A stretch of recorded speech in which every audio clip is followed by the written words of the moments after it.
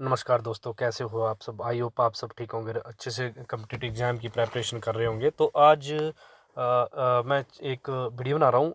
हिंदी का ही छोटा-सा टॉपिक है और मैक्सिमम बुक्सों में ये टॉपिक स्टार्टिंग में ही होता है और हम बचपन से ये पढ़ते आ रहे हैं। बट ये टॉपिक इतना इम्पोर्टेंट है कि इसके क्वेश्चन जो है यूपीएससी वाले तक पूछते हैं इस क्वेश्चन को। तो आपको करना ये है कि ये वर्ण और वर्णमाला और इसकी एनालिसिस हम वीडियो में करेंगे। तो कुछ स्लाइड है, 10-15 स्लाइड, उसमें ये डिस्कस करेंगे। मैं कोशिश करूँगा वीडियो ज़्यादा बड़ा ना बने, क्योंकि जो ऑलरेडी जॉब कर रहे हैं उनको जो चेंज ओवर करना है, स्पेशली मैं उनके लिए वीडियो बना रहा हूँ। और जिनके पास टाइम कम होता है और शॉर्ट ड्यूरेशन में उनको कॉम्पिटिटिव एग्ज़ाम की प्रिपरेशन करनी होती है, उनके लिए मैं ये स्पेशली वीडियो बनाता हूँ। तो आई होप कि आप इससे कुछ लर्न करेंगे इस वीडियो से। कुछ लोगों का अपना तरीका होता है पढ़ने का, कुछ वीडियो से पढ़ते हैं, कुछ बुक से पढ़ते हैं। आपको जो उचित लगे आप वही रखिए। मैं नहीं बोलता हूँ कि आप वीडियो देखें। और अगर आपको वीडियो पसंद आएगा, ये वीडियो अच्छा लगेगा, तो कमेंट लाइक करें और इसको चैनल को ज़रूर सब्सक्राइब कर लें।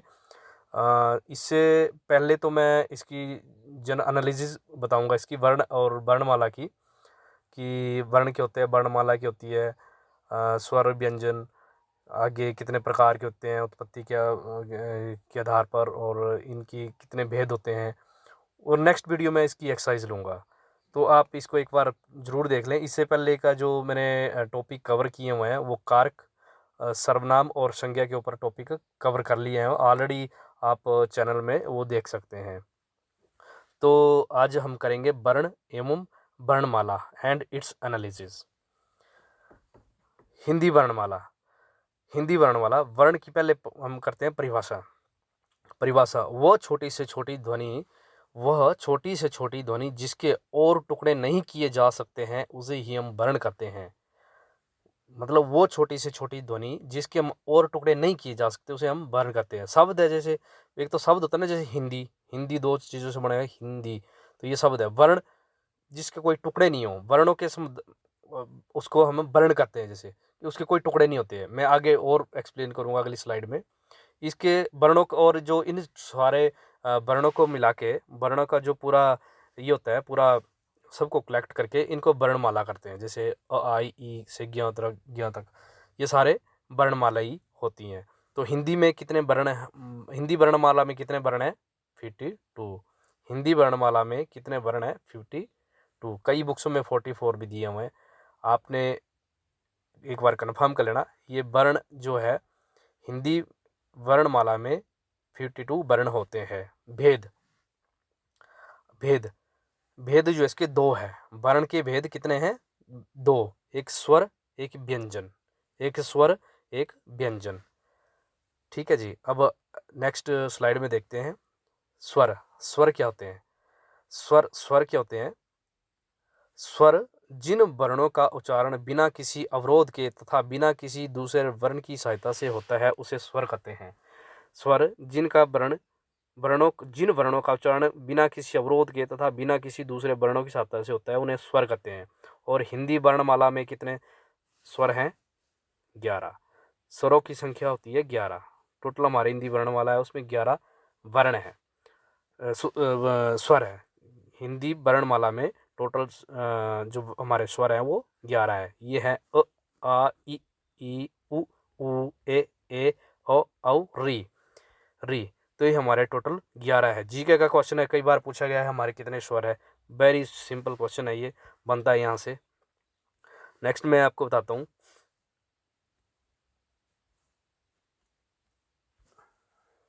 स्वर 3 प्रकार के होते हैं। स्वर 3 प्रकार के होते हैं। स्वर कितने प्रकार के होते हैं? 3 प्रकार के। कौन कौन से? ह्रस्व स्वर। ह्रस्व स्वर मतलब थोड़ी सी कम आवाज निकली है, अ, ई, उ, री। दीर्घ स्वर आ, ई, उ, ए, ओ, औ।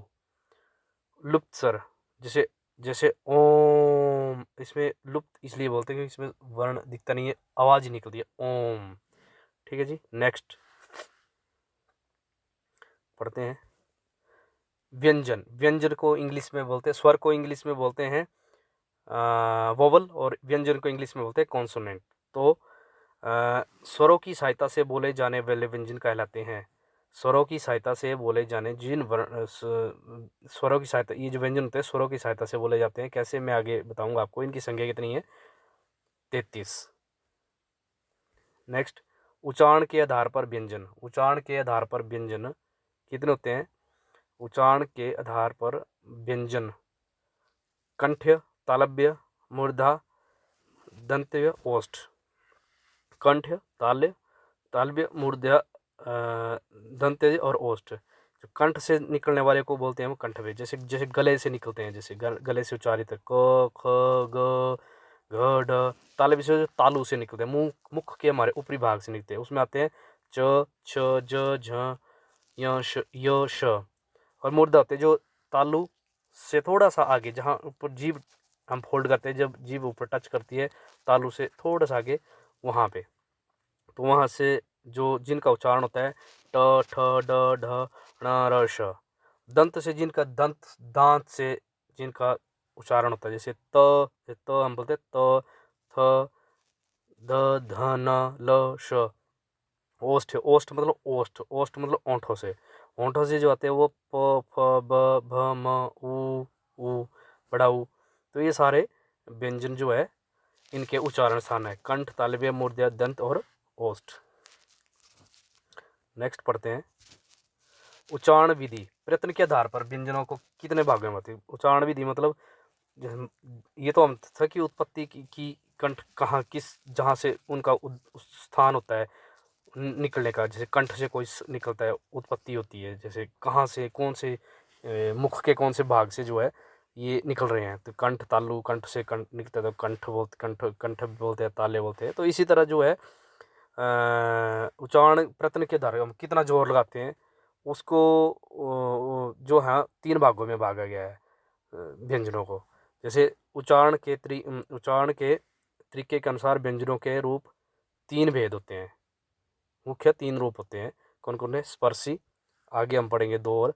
स्पर्शी में इन व्यंजनों के उच्चारण में मुख से किसी भाग में वायु का पूर्ण अवरोध होता है और फिर अचानक वायु निकलती है। जैसे क, पहले क काफी देर मुख में रहता है, फिर अचानक से वायु निकलती है। ख, घ, घ, च, छ। तो ये सारे यहाँ तक स्पर्शी है। ठीक है जी। नेक्स्ट, उच्चारण विधि प्रयत्न के आधार पर व्यंजन। प्रयत्न के आधार पर जो है ये 3 होते हैं। एक हमने पढ़ लिया स्पर्शी, ये है अंतस्थ, ये हमने पढ़ लिया स्पर्शी। और नेक्स्ट है अंतस्थ। अंतस्थ इनमें क्या होता है कि इन व्यंजनों के उच्चारण में वायु का अवरोध बहुत कम होता है और ध्वनि स्वर तथा व्यंजन के बीच निकलती है। जैसे य, र, ल, व, मतलब अवरोध बहुत कम होता है वायु निकलने में और ध्वनि स्वर तथा व्यंजन के बीच लगती है। जैसे य, र, ऐसे लगता है जैसे स्वर है, कभी लगता है कि व्यंजन है। य, र, ल, व, टोटल है 4, ये टोटल है 4। नेक्स्ट, उच्चारण विधि प्रयत्न के आधार पर। इस 2 हमने पढ़ लिया। और थर्ड में ये है ऊष्म। ऊष्म जिसमें ऊष्मा निकलती है, जैसे ऊष्म संघर्षी भी बोलते हैं। इन व्यंजनों के उच्चारण में हवा मुख से रगड़ कर निकलती है जिससे कुछ ऊष्मा महसूस होती है। जैसे स, श, श, ह। तो उच्चारण के प्रयत्न के आधार पर व्यंजन के कितने भेद हो गए? 3। अच्छा, घोष तो मतलब घोष के आधार पर कि हमें बोलने में कितना टाइम लगता है। जैसे उसके आधार पर कितने कितने उसके आधार पर कितने हैं, उसके आधार पर हैं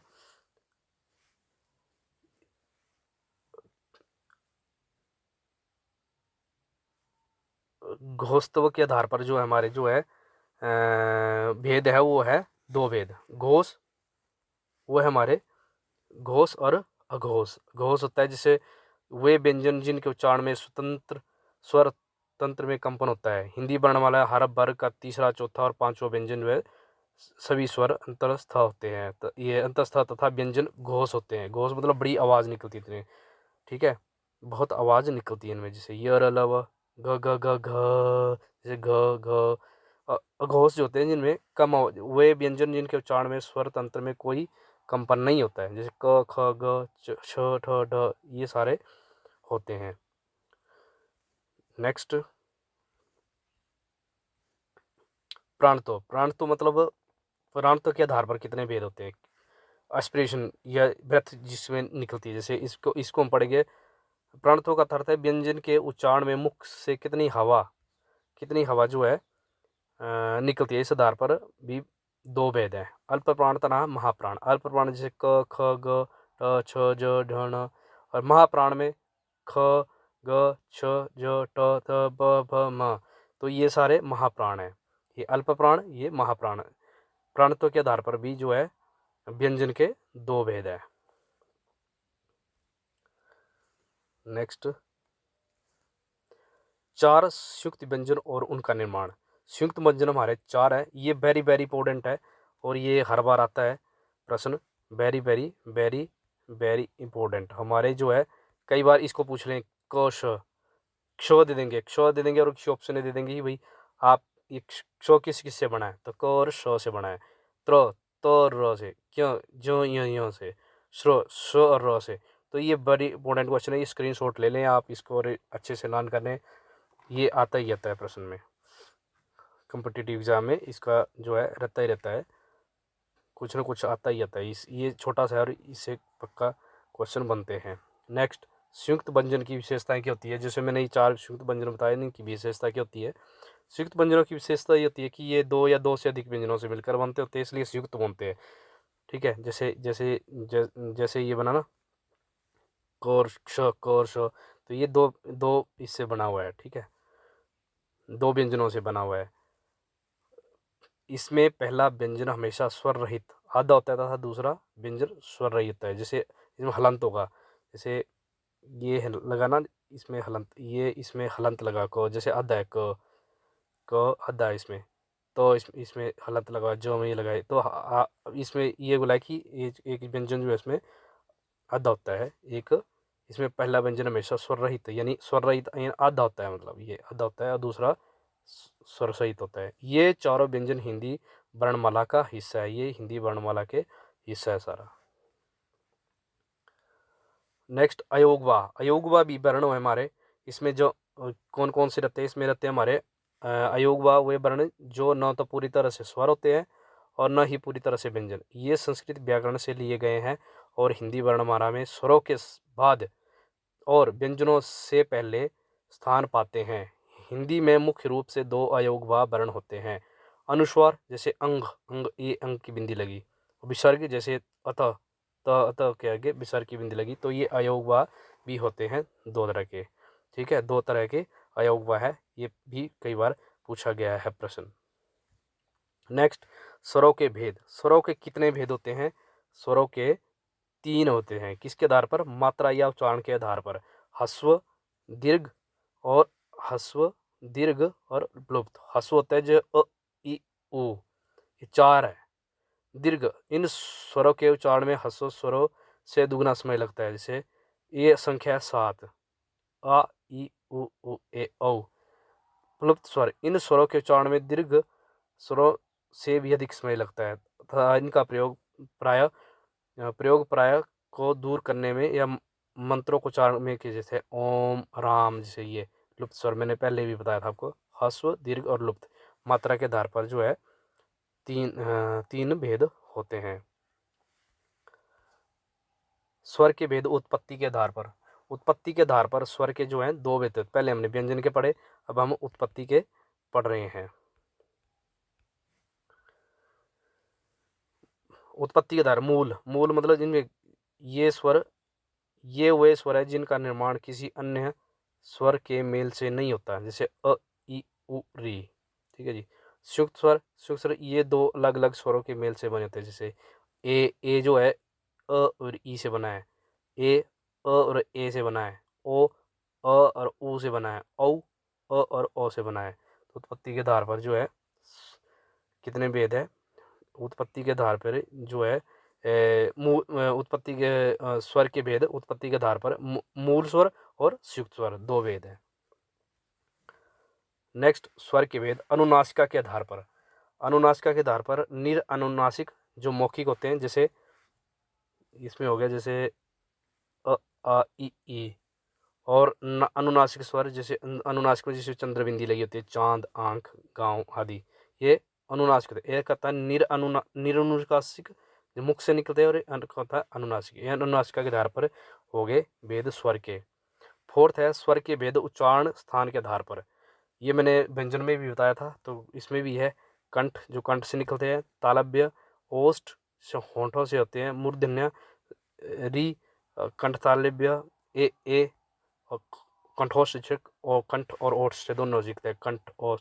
ये वेरी इंपॉर्टेंट है, ये स्लाइड आपने देख लेनी है, नोट्स बना लेना इसके। कंठोष्ठ जो है ओ आउ, ओ औ, तो स्वरों के जो भेद है उच्चारण के स्थान पर ये है टोटल।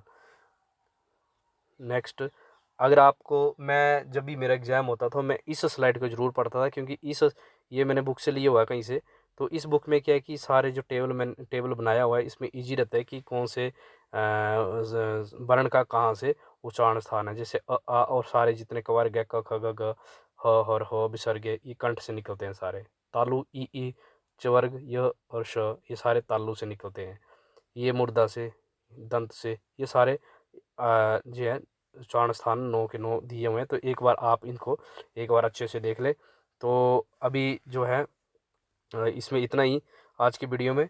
आपको अच्छा लगे तो कमेंट, लाइक कर दें, सब्सक्राइब कर लें। और ज़रूरी नहीं है कि मेरा मेन पर्पज़ ये था कि वो कोई भी कम्पिटिटिव एग्ज़ाम कर रहे होते हैं, तो उनको कई बार कुछ आइडिया नहीं होता कि कहाँ से स्टार्ट करें, कौन सा टॉपिक पढ़ें। तो मैं जो हूँ ये टॉपिक कवर कर रहा हूँ धीरे धीरे।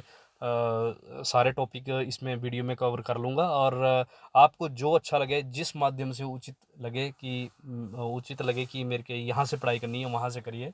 ज़रूरी नहीं मेरा चैनल सब्सक्राइब करें या यूट्यूब से देखें, या आप किसी और चीज़ से, कि बुक से कई आपने नोट्स बनाते हैं, तो अपने नोट्स बनाएं, आप अपने नोट्स से भी पढ़ें और कॉम्पिटिटिव एग्ज़ाम की प्रेपरेशन करते रहिए। Thank you.